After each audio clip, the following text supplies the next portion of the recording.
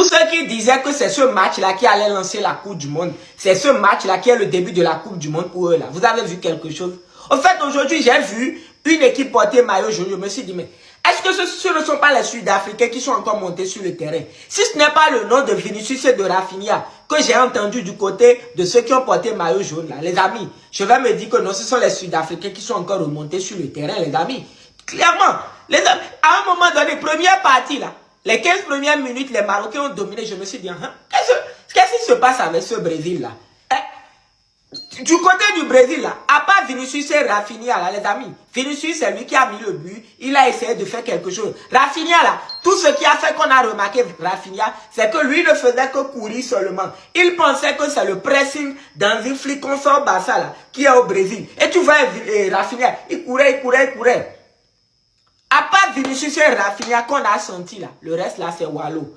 Du côté du Maroc, les amis, très bon jeu. Il y a un milieu de terrain là qui a beaucoup de cheveux comme ça. J'ai oublié son nom. À part lui, Brahim Diallo aussi, c'est lui qui a été auteur de la passe décisive. Un très joli but. Et puis le numéro, comment on appelle, 11 là, et qui joue au PSV là. Sinon le reste du match, les amis, c'est que les équipes se regardaient. À un moment donné là, j'ai l'impression que c'est seulement un point là qui était dans leur tête. Oui. Affiche Brésil-Maroc que tout le monde attendait là. C'est ce que ça a donné dans notre main. Oh, c'est décevant. C'est décevant, hein? Oh.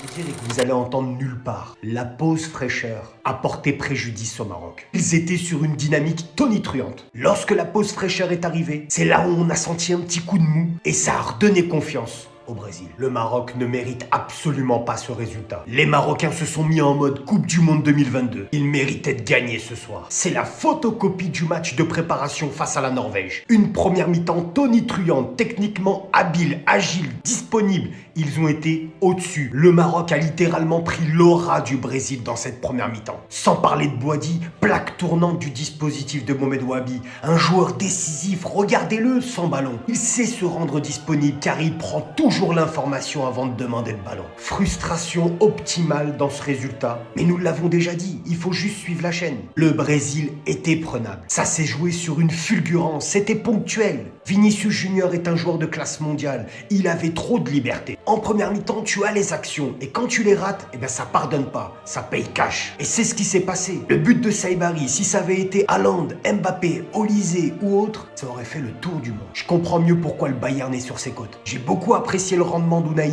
un peu moins celui d'Hakimi. Mais dans l'ensemble, ça laisse présager de très belles choses. Enfin, la Coupe du Monde est lancée. Alors dites-moi ce que vous avez pensé de ce match. Dans quel état d'esprit êtes-vous au sortir de cette rencontre? Vous aviez... Combien? Boadi, c'est combien de déco? Je vois t'as des sous là, je vois tu fais la mala. C'est combien lui? C'est combien? 19 ans, premier match de Coupe du Monde contre le Brésil, comme ça l'équipe qui a le plus de Coupe du Monde, il te fait un match pareil. Mais calmez-le s'il vous plaît. Ça va être quoi dans 4 ans? Ça va être quoi dans 8 ans?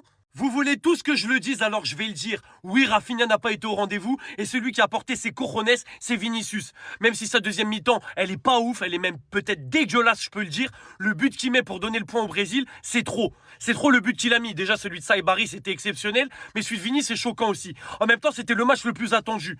Donc heureusement que les deux buts étaient à la hauteur. C'était le match le plus attendu de la Coupe du Monde parce que c'était un match hyper équilibré entre deux des meilleures équipes. Les deux équipes, elles peuvent clairement viser l'écart et on l'a vu aujourd'hui. Même si le Brésil, ils ont dominé, le Maroc, ils ont fait un match de fou. Et si tu vois une victoire du Maroc à la fin du match, bah c'est pas choquant. Ce qui est incroyable avec ce résultat, c'est que le groupe il va être indécis jusqu'au bout et le Brésil et le Maroc vont se donner à fond jusqu'au bout parce que tout va se jouer au goal average. Et oui, les deux équipes favorites ont fait un point chacune ce soir. Donc pour le goal average, elles vont se donner à fond contre l'Écosse et à fond contre Haïti. Et ça, c'est exceptionnel parce que quand tu vois qu'elles jouent comme ça, t'as envie qu'elles jouent comme ça tout le temps. Je ne peux quand même pas m'empêcher pendant ce match, quand je le regarde, de me dire comment Ancelotti n'a pas pris Joao Pedro. C'est choquant de ne pas prendre Joao Pedro quand tu vois la prestation d'Igor Thiago ce soir. Tu te dis, Joao Pedro, tu le mets titulaire ou tu le rentres dans un Brésil comme ça leur donne 100 fois plus de chances de gagner.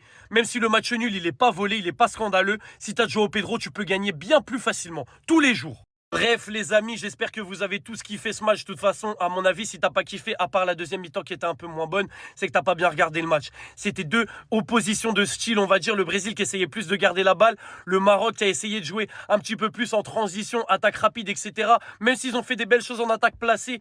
Donc c'était incroyable. Boadji, il m'a littéralement choqué. Vinicius, le but qu'il met, c'est trop. Merci le football, merci pour ce match. Si on a que des matchs comme ça la nuit là, on se réveille tous les jours. Score final, un but partout entre le Brésil et le Maroc. Une première mi-temps ultra dominée par le Maroc. Une deuxième mi-temps dominée par le Brésil, mais pas non plus incroyablement. Mais sur la deuxième mi-temps, le Maroc n'a tout simplement rien fait.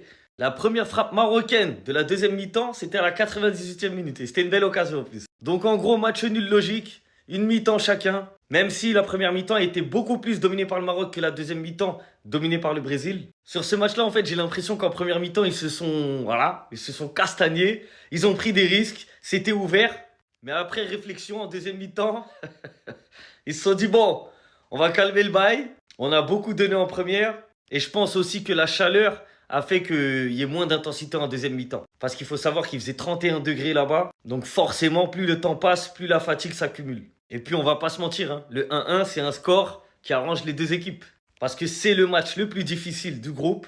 Les deux équipes, elles visent la première place. Et perdre ce soir pour l'une équipe ou pour l'autre, ça aurait été comme si tu perdais la première place au final. Donc un score nul, logique. Même si on prend l'ensemble du match, c'est vrai que le Maroc aurait mérité un petit peu mieux. Mais en vrai de vrai, vas-y, tranquille.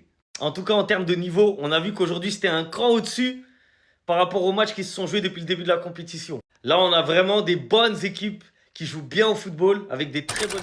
Une analyse globale du match, mais je peux pas. Je peux pas. Parce que dans ce match, je suis désolé, beaucoup vont parler de Vinicius parce que c'est le joueur le plus médiatisé. Mais moi, je n'ai vu qu'un seul joueur sur la pelouse. Et ce joueur, c'est Ayoub Busquets Xavi Boadi. Pèse mes mots. En fait, là, vous allez dire, mais voilà, on s'enflamme encore. Mais je m'enflamme. Il a passé son baccalauréat scientifique il n'y a même pas longtemps. Il vient à peine d'être majeur. Et est-ce que vous avez vu ce qu'il a fait à des pères de famille au milieu de terrain? Il y avait Ronaldo, Roberto Carlos, Kaka. Et même eux, je crois, ils se sont dit, ah, c'est qui cette pépite, c'est qui ce joyau? En fait, plus sincèrement, j'ai l'impression qu'il avait 15 ans d'expérience et qu'il a joué 4 Coupes du Monde, les gars. J'ai l'impression, en fait, qu'il avait l'expérience de Marc Van Bommel. C'est trop! En plus de ça, un pack défensif, il l'avait. Techniquement, dans les choix, tout ce qu'il faisait, c'était juste dans le bon tempo. Mais en fait, c'est un génie.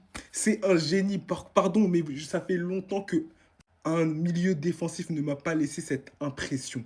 J'avais l'impression qu'en fait, qu'il planait au-dessus du match. Là, vous pouvez mettre aucun joueur dans sa sphère sur ce match-là.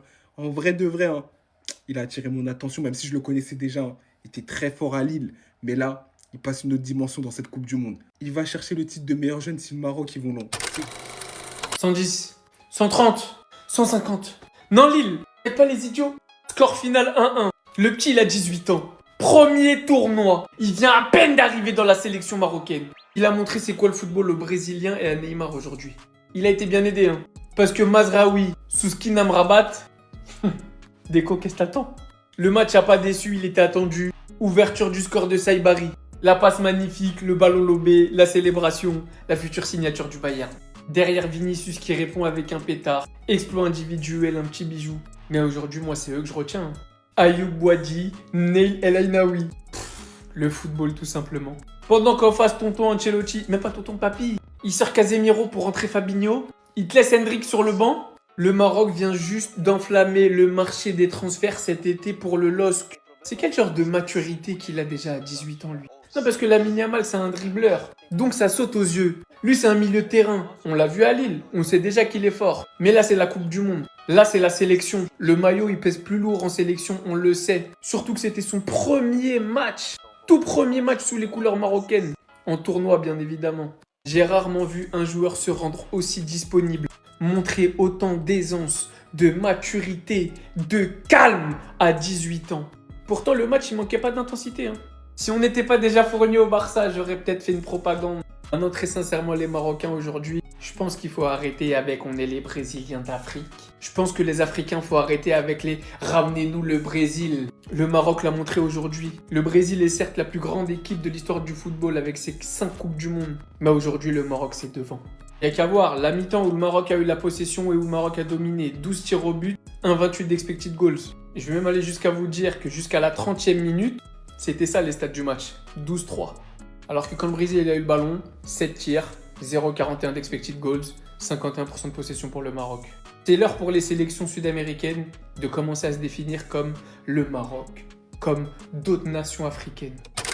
Que la Coupe du Monde a commencé. Le Maroc et le Brésil se sont donnés corps et âme aujourd'hui jusqu'à la dernière minute, surtout le Maroc. Une équipe du Maroc qui aujourd'hui a répondu présent sans complexe face à une équipe du Brésil qui était attendue au tournant. Dites-vous que depuis la Coupe du Monde 2014, le Brésil n'a plus passé les quarts de finale de Coupe du Monde. La dernière fois qu'ils avaient réussi à partir en demi-finale, ils s'étaient fait goumer 7 buts à 1 par l'Allemagne. Donc aujourd'hui, tout le monde attendait une équipe du Brésil au minimum en place, techniquement au niveau. Sauf que malheureusement pour eux, dès les 15 premières minutes, on constate qu'ils se font bouffer de partout par le Maroc. Pour vous dire, la bataille du milieu n'était même pas une bataille, étant donné que le jeune Boadi, le numéro 6 du Maroc, les a tous pocket. Casemiro et ses copains du milieu étaient à la ramasse. Presque tous les ballons étaient récupérés par les Marocains en un claquement de doigts. Pendant ces 15 premières minutes, le Maroc s'est créé plusieurs occasions qui malheureusement n'ont pas abouti. Juste après ça, on a le Brésil qui commence à se réveiller petit à petit avec des accélérations de Vinicius sur le côté gauche. Le Brésil qui depuis le début du match n'arrivait même pas à aligner 2 passes. Et c'est justement pendant le temps fort du Brésil vers la 21e minute que le Maroc fait mouche. Sur une magnifique ouverture de Brahim Diaz qui était entouré par 3 joueurs. Il réussit à trouver Saïbari, Ant Gabriel et Marquinhos. Arrivé devant le gardien brésilien, il le lobe but. Le jeu suit son cours avec une équipe du Brésil qui se réveille petit à petit. Jusqu'à la 32e minute où notre cher Vinicius nous rappelle encore une fois qui il est. Le frérot nous a lâché l'un des plus beaux bangers de ce début de compétition. Dans la surface côté gauche, il se met sur son pied droit et allume les cages, but. Et j'ai même envie de dire, les Brésiliens peuvent le remercier parce que sans ce but de Vinicius, ça sentait pas bon pour le Brésil. Ils étaient sur le point de se faire éteindre. La deuxième mi-temps arrive, des changements sont opérés. Et en deuxième mi-temps, le match est complètement inversé. On avait le Brésil qui avait repris le contrôle du jeu. Le Maroc, quant à eux, était beaucoup plus prudent. Il courait beaucoup moins. Cependant, en termes d'engagement, ça y allait tout comme en première mi-temps. Bref, très beau match de la part.